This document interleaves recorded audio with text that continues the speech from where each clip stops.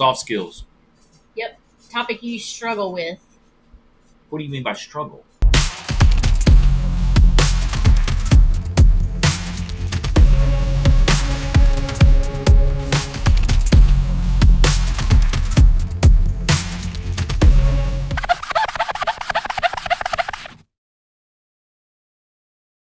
Well, they just come very naturally to you. So, do you ever have those people that a skill or something just comes naturally to you, and then they kind of think you're crazy that you have to work at it? And Kind of seems abstract to me, though. What is a soft skill? That is something like this. Is this a new term? Is this something that just has been there? I don't know. We one of the reasons that this kind of came to my mind over the last couple of months is that the homeschool conference that we went to back in the spring.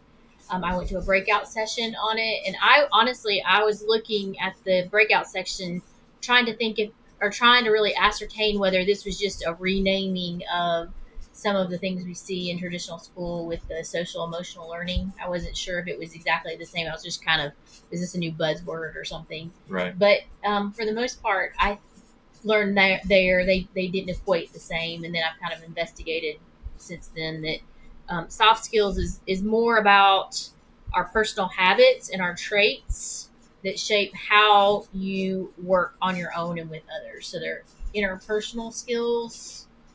And let's contrast that with hard skills, though. Hard skills would be something that's quantifiable. Yes.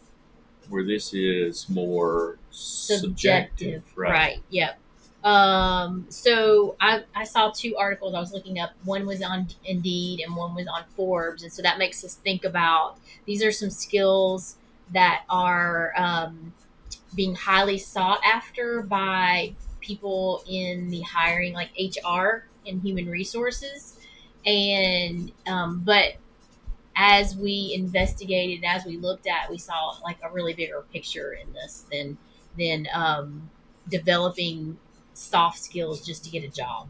Yeah. Well, I mean, making a well-rounded young person is ultimately, once again, going back several videos and even kind of the start of the genesis of this is, what is your why? What are we doing this for? Right. And this seems to be a small topic, but we see, obviously, if this, from these two articles, it's something that is sought after in the marketplace. It's something that's worth time to be able to invest in. Did we give a good example? Did we give a good definition of it? You think it's so I mean, I would just say it's like interpersonal skills, right? Like what we used to call, so it is kind of a new name, I would think, for like interpersonal skills. And those would be specifically what? What? All right. How, for somebody who's watching this, right. What does that really? Here's a list that came from, I think it was that Forbes article: communication, leadership, teamwork, creativity, time management, adaptability, problem solving, work ethic, critical thinking, conflict management, and emotional intelligence. That last one I think you have a hard time with, as far as like making that like a something that you have to work on. But so those are some list of skills, some types of soft skills. Right. So once again, with this being a part of our educational resources, how do we tie this into the schooling at home, the education of our children? I think that most of us and we did the same thing, put so much emphasis on the academic skills that we're building our kids that we neglect these soft skills, thinking they're just going to be developed accidentally. That we really don't put much emphasis on developing. This is good communication and bad communication. This is a type of thing that a leader would do. This is a type of thing that working as a team would do. I don't know. Even I was thinking of examples growing up. We maybe had like team building exercises when I played on sports or when student government, right? Those type things, but they seemed very abstract, as William said. They didn't seem like something that it was very compartmentalized in that aspect. Well, I think personally, with so much entertainment / technology at our fingertips, it's not something that possibly we practice on a day-to-day basis. And so therefore incorporating this into the schooling aspect, being intentional, put the device down, deliver your project verbally, Yeah.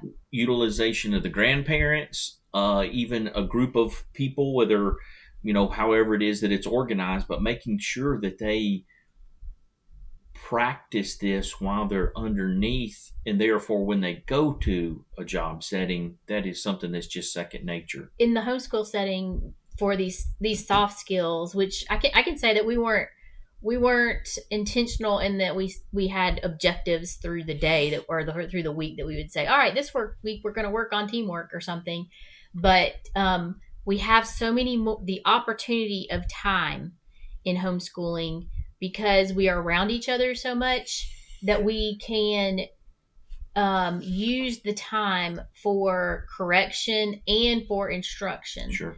So even within the academic area, we a lot of times, and we grew into this as well. We thought of, okay, the oldest is in 8th grade, the middle one's in 5th grade, the youngest is in 3rd grade, and so they're doing 8th grade, 5th grade, 3rd grade. When as a family we had so much more opportunity in academics to, all right, look, the oldest has a report that's due, but instead of just him doing the report, let's do this report together.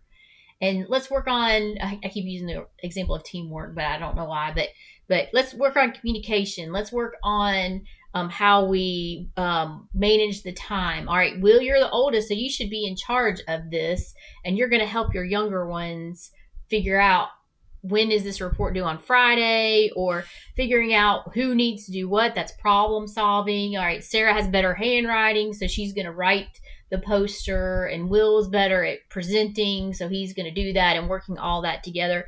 And instead of compartmentalizing again, even the learning within subjects and within our academic area, we can help our kids so much by working as a team, as a family as well. Absolutely. And it makes me chuckle just going through that list there with conflict management. When you have 3 children with a parent or parents, there are going to be those rubs that come up, and being able to make sure at each level, age appropriate, that they're able to communicate what it is and then how to be able to resolve it. Because guess what? When they leave us and they move to quote unquote the real world, they're not going to just be with the people that are their same age. They are going to be working with people that they're senior, and then people that are younger than them, and that ability to be able to come together, work, and accomplish the end goal as a group.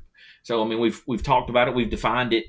How do we incorporate this into the homeschool aspect of the schooling at home, specifically for what we're talking about here today? So I think there's a couple things that we talked about that we can, first of all, incorporate the teachable moments. So pause and take a teachable moment. So if you're out somewhere and you see your child not being kind, or you see your child who is not having a good work ethic, that you stop at that moment and take the time to address it.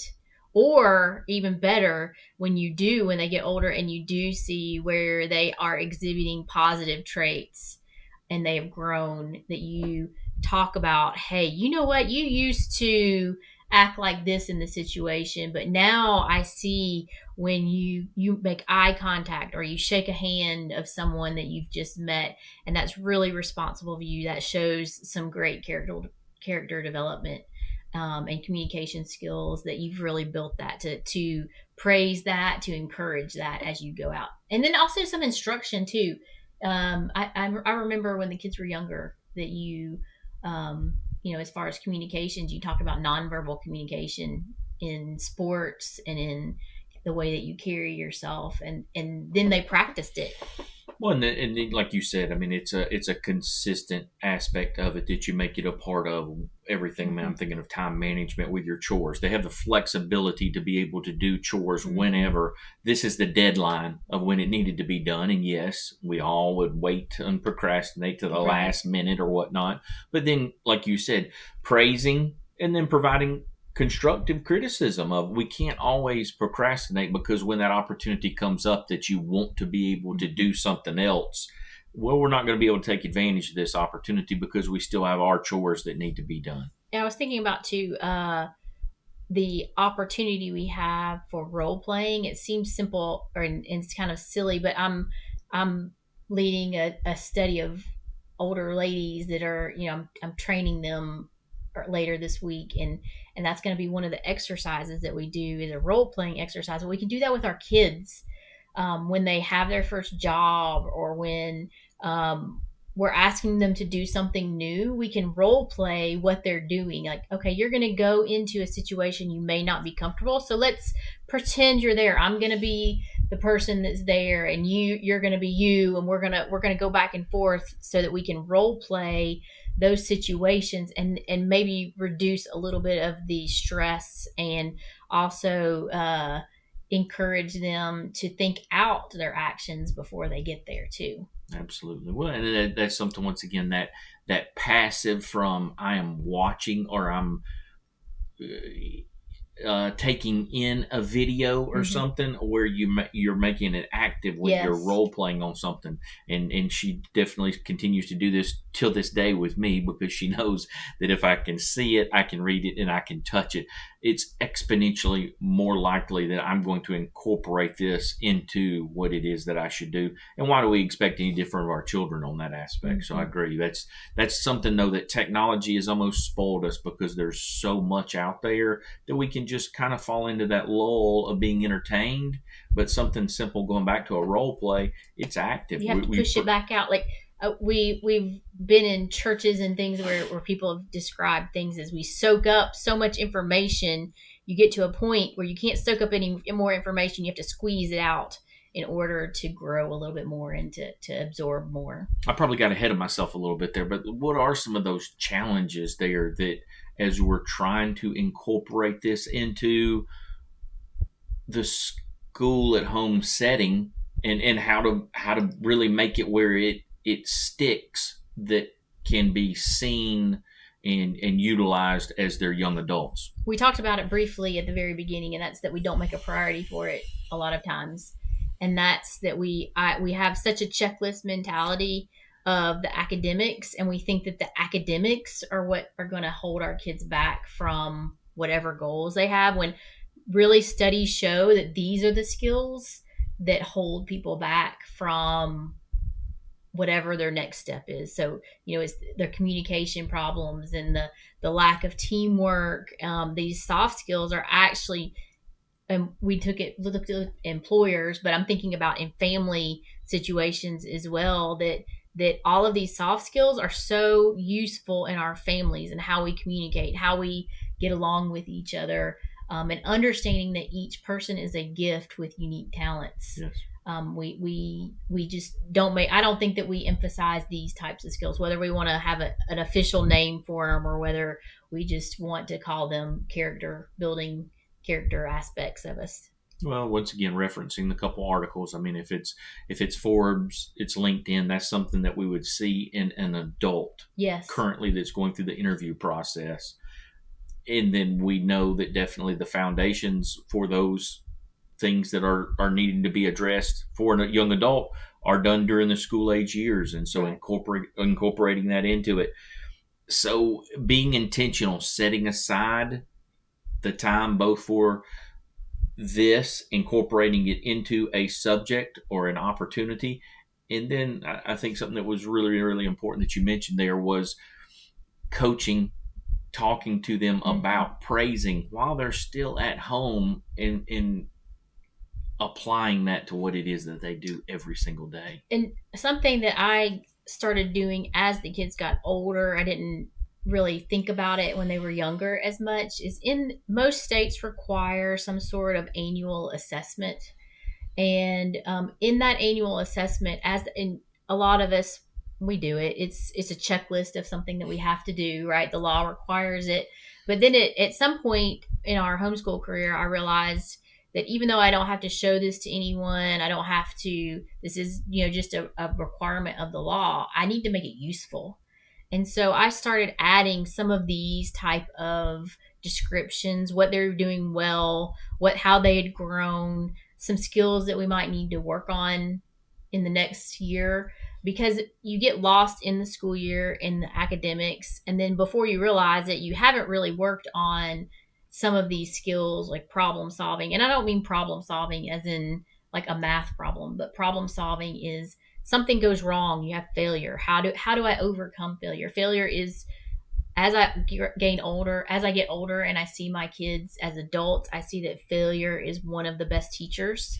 And overcoming failure and realizing that failures can be just a pit stop. They don't need to be the whole race. They don't need to be a huge crash in the on a racetrack, right, on the speedway. They, in their journey and they're so sweet when we do overcome failures and looking back and realizing that.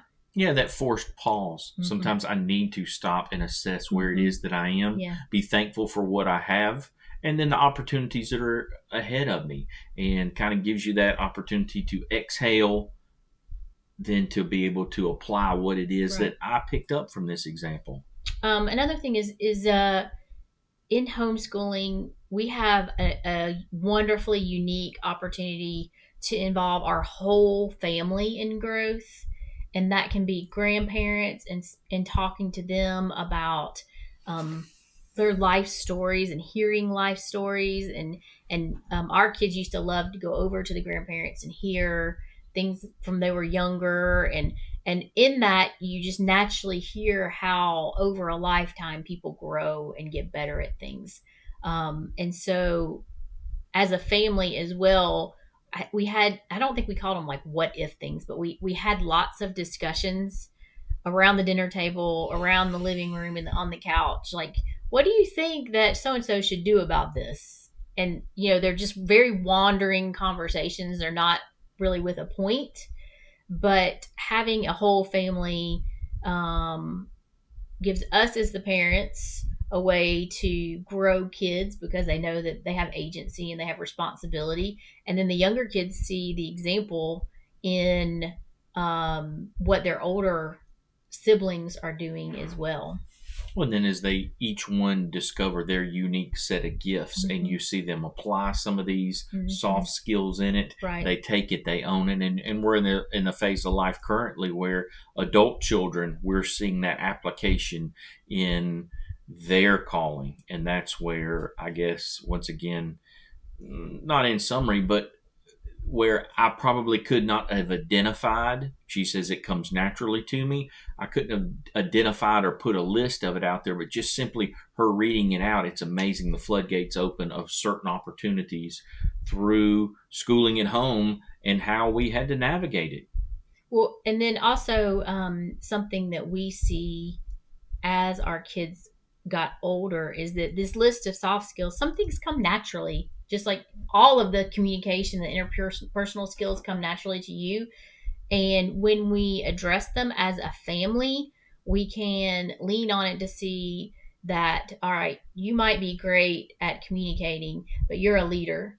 And you might be another sibling might be great at problem solving. And so our families are unique places as well to work together for the betterment of the community, for the betterment of society. And we want to individualize it so much that we put ourselves on an island and don't realize we're here all to be interpersonal. Yes. So one of the neat things as we look forward to as we go through this is share some of your personal examples. What is it that, and how has your family, or how have you, even growing up, what are some of the things that you have utilized? How have you incorporated soft skills into your school at home? And what other questions do you have with us about soft skills, about integrating them? Next week in the blog, we'll be talking about individual needs and purpose, and how to meet an individual, how we balance all of that between the family's purpose and the individual purpose. And then also we have a webinar that's coming up where we're talking about making small changes in our homeschool that will make big rewards. If you're interested in those, there's going to be some links down the bottom for that. But otherwise, we'll continue to work on our soft skills. I'll make a checklist, and William will just do it. We'll work on that conflict management.